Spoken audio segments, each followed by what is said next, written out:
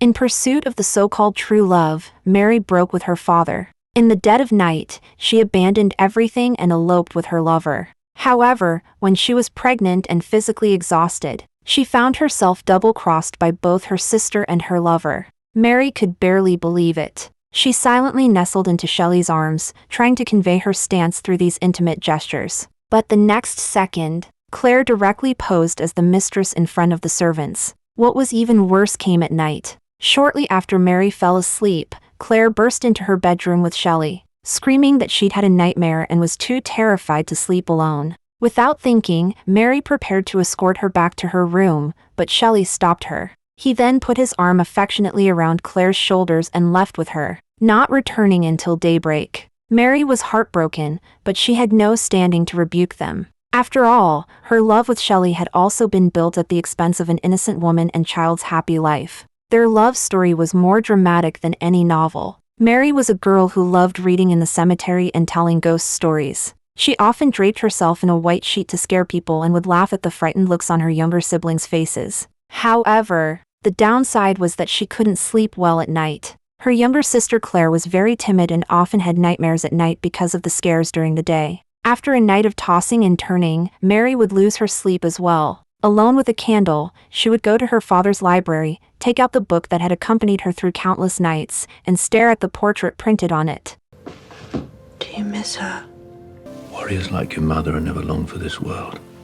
Mary's mother was a feminist warrior who passed away just 10 days after giving birth to her, and so Mary had a stepmother. Like most stories of its kind, her life was far from easy. Her stepmother was always harsh and targeted her. Even when Mary had finished her chores and wanted to sneak in some reading time, she would be blamed and reported. At such moments, her father would either brush it off or take her stepmother's side, never supporting Mary. Under this oppressive family environment, her mother's grave became her only spiritual sanctuary. Mary would often walk through the grass covered with fallen leaves, immerse herself in her mother's embrace, and enjoy this stolen reading time. In the words, she sought the warmth of love and being loved, and experienced the tempests conjured by the text. Sometimes she would also take up her pen to imitate the plots and build her own spiritual world. One day, as she was completely captivated by the charm of the words in the library, her stepmother came over and accused and slandered her without any reason, even trying to grab her notebook.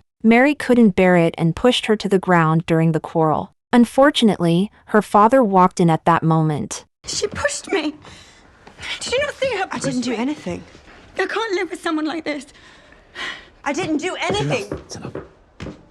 Without any chance to defend herself, 16-year-old Mary was personally escorted by her father onto a carriage and sent to live with a friend in a remote village in Scotland. With a mix of anxiety and uncertainty about her new life, Mary arrived at her destination. Fortunately, they were friends of her late mother and not only warmly welcomed her but also showered her with the love and care she had never received before. On every sleepless night, the friend's daughter, Isabella, would stay by her side, taking her outside to sit under the poplar tree, gazing at the stars, and searching for her mother's presence among the shimmering constellations. During the day, there were no endless chores. Mary could freely carry a basket, go for walks, and have picnics by the river, enjoying the beauty of nature. What delighted her most was that it was here she met her soulmate for life, the poet Shelley. Isabel, who is that?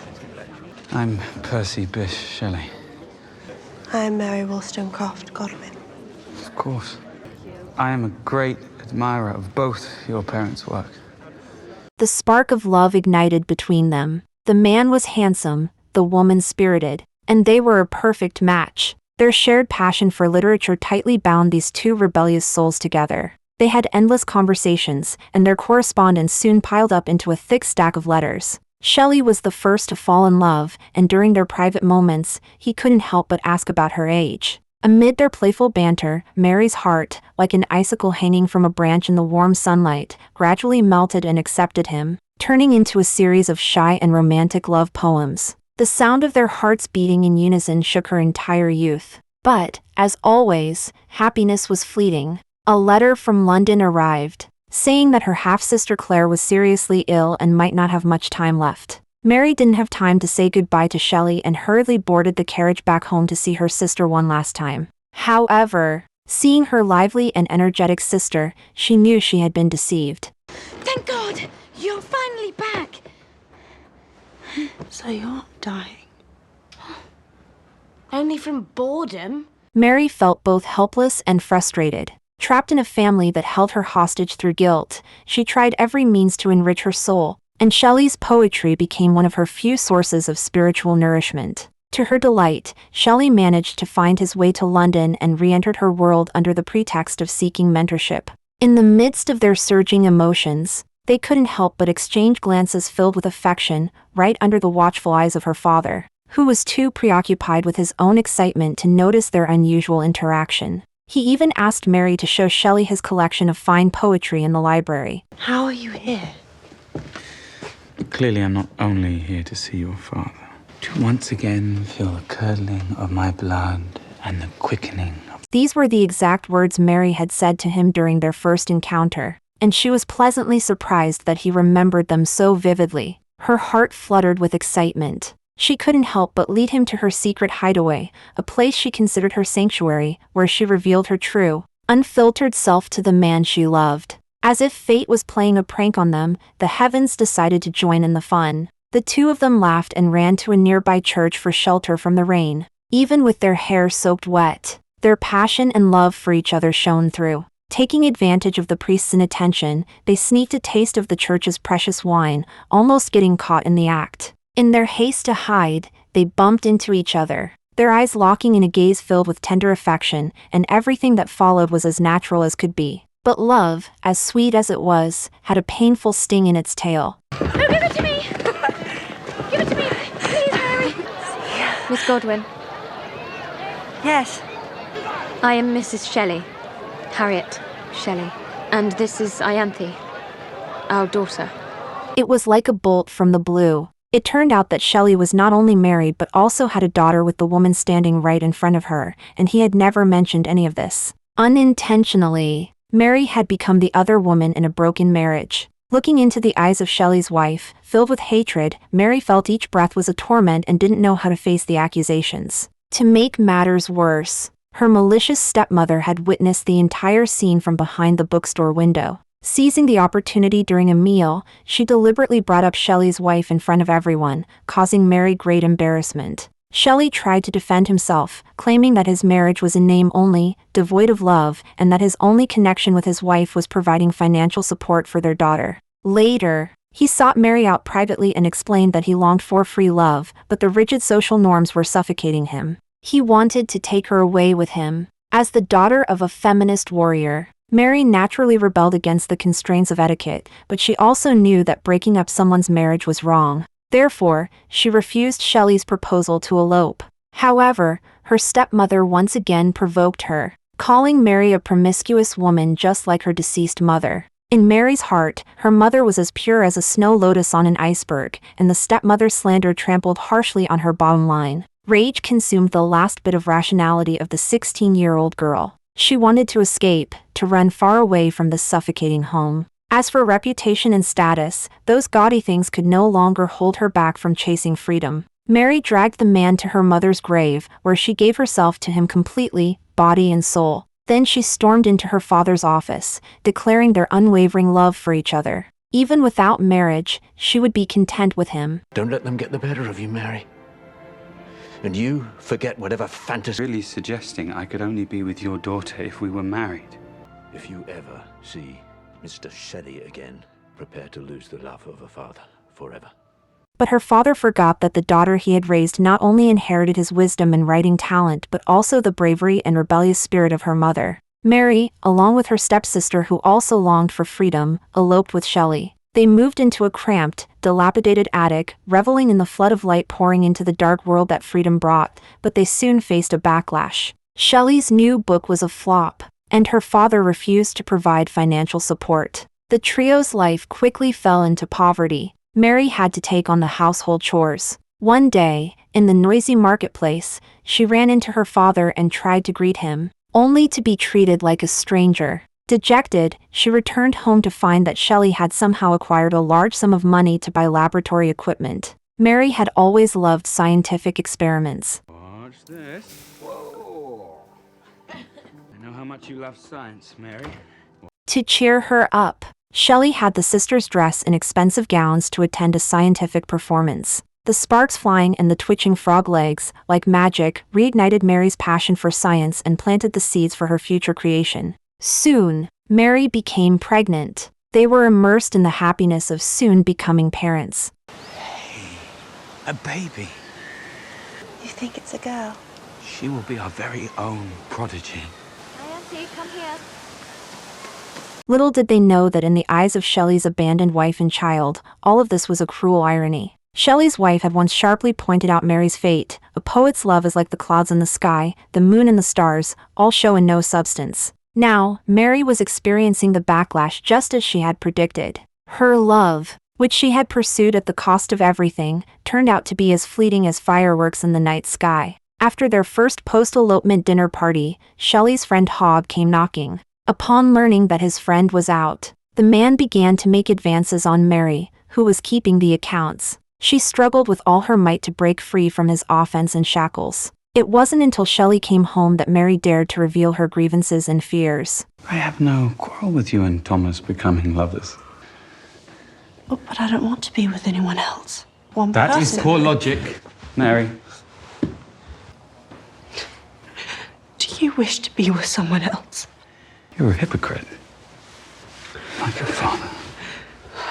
Mary felt a chill run through her body. So Shelley's free love meant indiscriminate romantic relationships? The true love she had chased, breaking ties with her father, was nothing but a joke. In despair, she used words to record her dying mood. Only words were loyal friends. With the birth of her child, her focus shifted, but because of Shelley's mounting debts, she had to flee with her newborn daughter in the rain. By the time they found shelter, the child had already stopped breathing. The successive blows drove Mary into a mental breakdown. At night, she would fantasize about picking up her revived child from the crib, sitting by the warm fireplace, feeling content and at ease. But upon waking, the cruel reality remained unchanged. Before she could emerge from the grief of losing her daughter, her sister Claire sent word, "I'm pregnant, and the father is Byron." Do you think you are the only one who can attract a poet?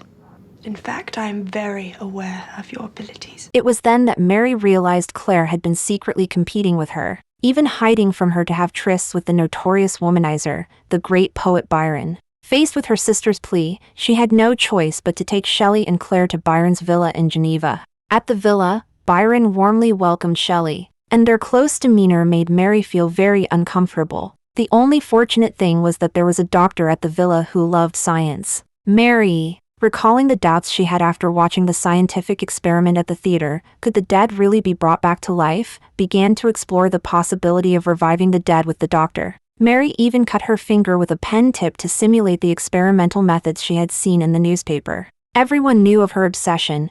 She was mourning her deceased daughter.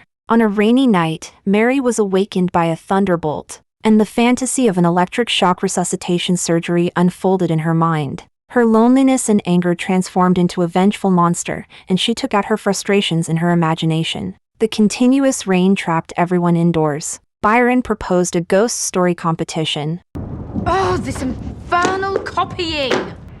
Claire, your job is to transcribe them. You are a dalliance. Claire, having been belittled by Byron as a plaything, broke down and ran away. Mary chased after her, and the two sisters embraced and wept in the muddy forest. Don't let such cruelty wound you. You're stronger than you realize. You don't need anything from them. In this vast world, only they, as women, understood each other's sorrow. Shelley didn't come home all night and return drunk the next morning, only to get into a fight with the doctor. It turned out he had just learned the dreadful news of his estranged wife's suicide by drowning. The loss of an innocent life made Mary feel even more guilty and plunged her into deeper pain. She immediately packed her bags, determined to leave this ill-fated relationship. Back in the cramped attic, memories of the past overwhelmed her like demons. Her father's retreating figure, the gradually cooling body in her arms, Claire's sobs. Until her father's words rang in her ears, "Don't care about other people's opinions and gossip. Mary, find your own voice." Suddenly, a force within Mary began to grow wildly. She immediately took out all her manuscripts and immersed herself in the world of imagination and creation. After countless days and nights, Mary finally put down her pen. What had been in her mind had now become a thick stack of manuscripts.